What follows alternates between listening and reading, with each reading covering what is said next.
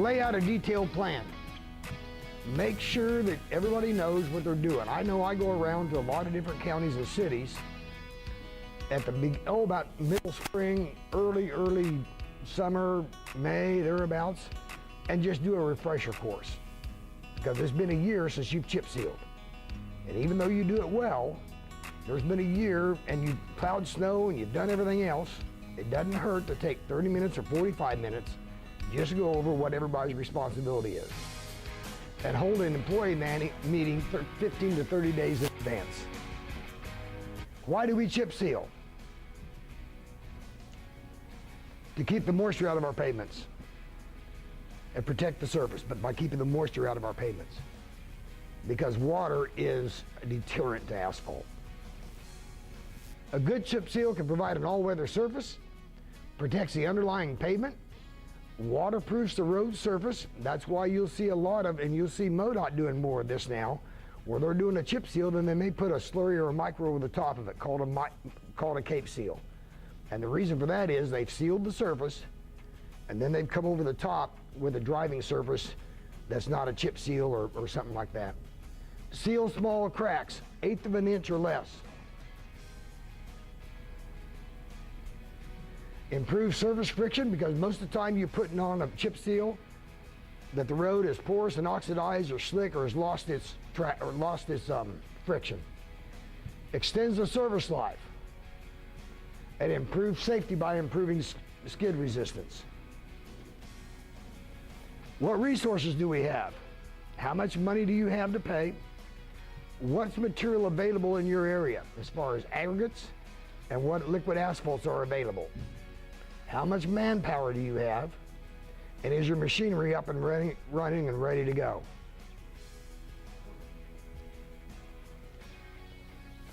Where do we go from here? Well, we identify the right treatment on the right road at the right time for longer lasting roads. A chip seal is not always the answer. Identify the options available. Types of liquid asphalt and suppliers, types of aggregates and suppliers, and equipment vendors. Chip seal depends on design factors. We're going to go through all of these: condition of the surface, materials, equipment, and application technique. Condition of the surface must be structurally sound, repaired, patched, and allowed to cure. We're talking about the crack sealing, and we're talking about the patching. Clean, no loose fragments. And you're going to see some pictures later on is, even though you broomed that road that morning, you had traffic on the other side, don't forget to broom the other side even though you've done it once, because you've got dirt and stuff all the way up and down that other side of the road. Relatively dry and temperature where seal can cure completely. Aggregates for a chip seal should be one size, cubical, clean, angular, and hard. Does anybody know where that rock exists? If you do, we'll be millionaires tomorrow. Aggregates for a chip seal: granite, trap rock, creek rock, expanded shale, limestone, cinders, and sand. Chip seal quality depends on, we're down now to equipment. Loader operators don't go down into the dirt. When you figure your total amount of rock, add 10%. That way that loader operator will keep above the ground. Stagger the dump trucks for rolling, keep the wheels out of the tracks. All right, guys. I want you to roll, well, we'll get down to it. Roll immediately with pneumatic rollers. Roll from the shoulder to the center line. Why do you want to roll from the shoulder to the center line? When you built the road, you built it from the center line out. Now you're chip sealed, so you want to roll to keep that crown back in it. Orients chips on the flat side, 3 passes, last one in the direction of traffic. Keep up with the chip seal train. Roller operators, there's no reason in the world why you can't keep up with that chip seal train, period. No reason.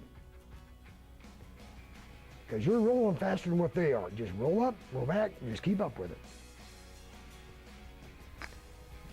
More slow rolling traffic really helps your chip seal. Different types of brooms: self-propelled, front-mounted, and pull type. Ahead of the distributor, 2 to 3 passes if necessary, center line to edge line. That makes sense because you're trying to get the dirt away. Broom away from traffic. After the seal, lightly broom the excess chips that day. Broom intersections, entrances when necessary. Chip seal quality depends on. We've gone through all the things. Now we're going to talk about application technique.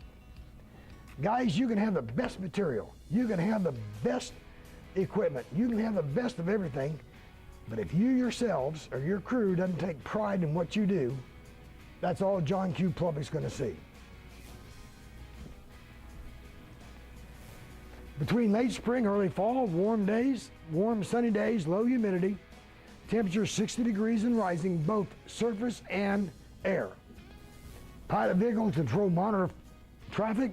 Pilot vehicle drivers should rotate with flaggers throughout the day.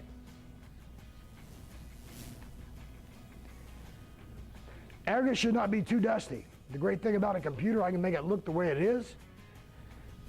What's going to happen? Oil's going to grab a hold of the dust, and the rock's going to be turned loose. Most common defects of the chip seal. We're about ready to wrap it up, guys. Loss of cover aggregate, dirty aggregate, insufficient asphalt, cover material spread too late, distributor not calibrated properly, flushing or bleeding, and lack of adhesion to the old surface. Just because I work for an oil company doesn't mean I left something out. There's no place on there that says it's the oil's fault. 99.9% of your problems will fall into one of those areas. The great thing about it, and you can help people like myself or whoever your supplier is, if you keep a log on the day that you did it, because my first question or their first question going to be is, what was the weather like? What did I do 24 before and 24 afterwards? What was the humidity like? What was your traffic count like? What was the rate that you were trying to shoot?